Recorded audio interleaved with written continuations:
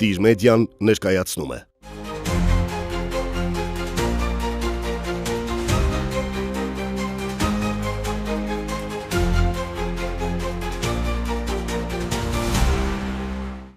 Ես կարծում եմ, պատրանքային պատկերացումները իրական քաղաքականության մասին դրանք են խանգարում,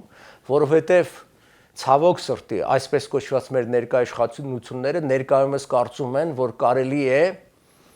շողոքորթությամբ բավարարել թշնամիների պահանջները եւ դրանով խաղաղություն հաստատել։ Դա անհնար է, մարդկության պատմությունից է տվել, որ խաղաղությունը խարսխվում է միայն ռազմաքաղաքական հավասարակշռության վրա։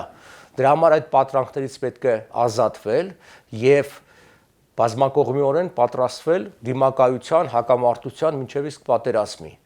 Եվ հետեւաբար այստեղ Ուիլսոնի իրավարար վճիռը լինելու է լուրջ պաշտպանական իրավական վահան մեզ համար, որովհետև մենք արդեն տվյալ դեպքում հանդես են գալիս միջազգային համայնքի կողմից որպես պաշտպանվող երկիր, որի իրավունքները ոտնահարվել են եւ որի իրավունքները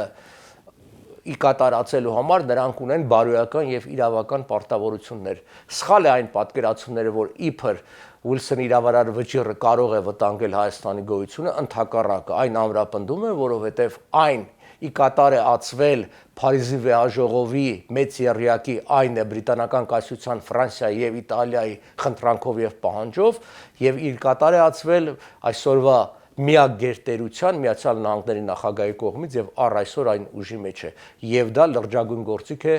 մեր ձեռքին։